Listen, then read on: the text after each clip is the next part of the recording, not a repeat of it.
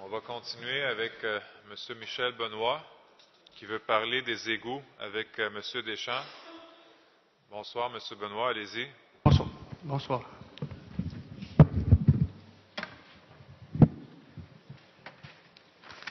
Premièrement, je voudrais déposer la liste des contrats que Construction Infrabec Inc., propriété de Lino Zambito, a eu avec la Ville de Montréal. On parle de 12 contrats entre 2005 et 2009. Ça totalise 40 611 504. Et juste en 2009, il y en avait pour plus de 21 millions. Donc, je vais déposer les documents. D'accord, on va prendre ça. Ensuite, je vais déposer d'autres documents reliés au dossier du premier pot de vin qui a été donné par M. Catania à M. Surprenant. Je viens de déposer au cours des dernières heures les documents, les informations à la commission Charbonneau. Au cours des dernières heures, j'ai parlé à 2 anciens patrons de M. Surprenant, 2 ingénieurs, André Tessier, qui habite maintenant Boucherville, et Antonio Daddario, de Rivière-des-Prairies. Donc, je voudrais qu'on corrige, parce que M. Surprenant, il parle que ça s'est passé en 91. Moi, je suis allé aux archives, j'ai trouvé tous les documents. Je confirme au Conseil que tout ça s'est passé en septembre 1988. L'estimé était de 250 000, le contrat a été de 493 000. Et là, j'ai trouvé les documents qui ont été, l'estimé qui a été recorrigé.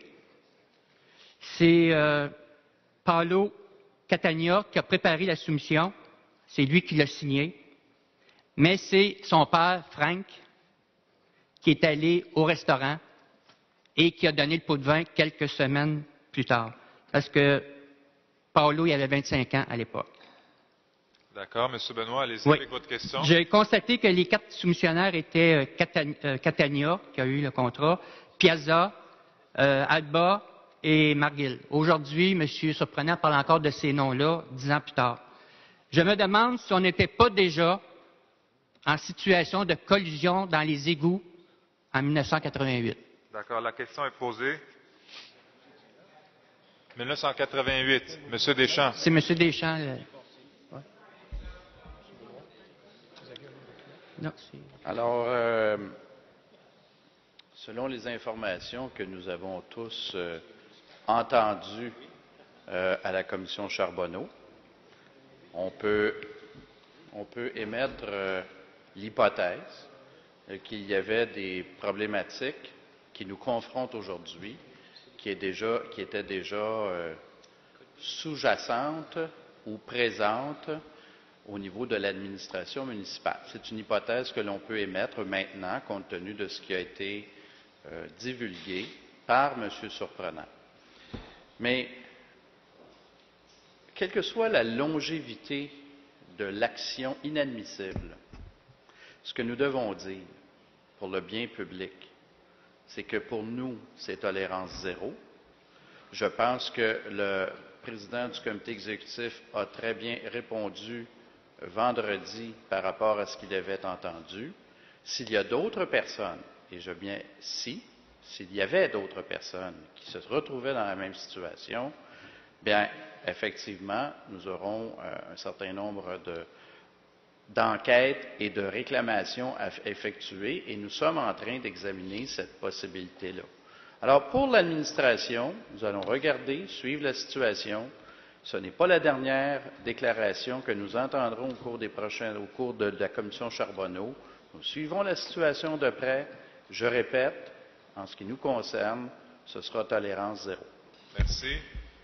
Question complémentaire, M. Benoît? Oui. Selon le rapport financier d'Union Montréal en 2009, les dépenses électorales ont été c'est un chiffron, 1 400 000.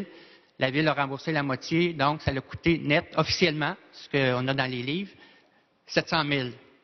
Et Frank Zambito, avec 40 millions de contrats, aurait donné 1 200 000. Juste en 2009, avec les 20 millions de contrats, ça fait 600 000.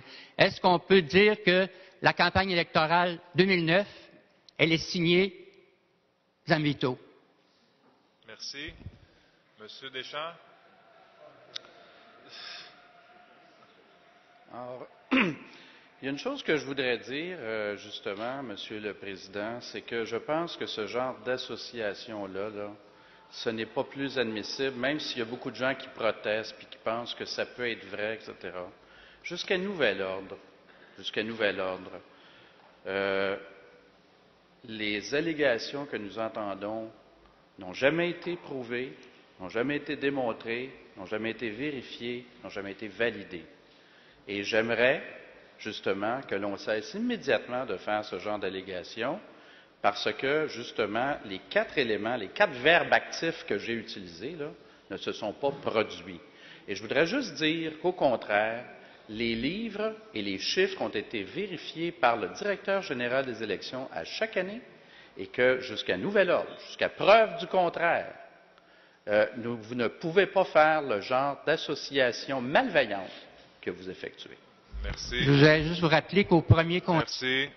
Merci. Est-ce qu'on peut... Monsieur Benoît. Merci, Monsieur Benoît.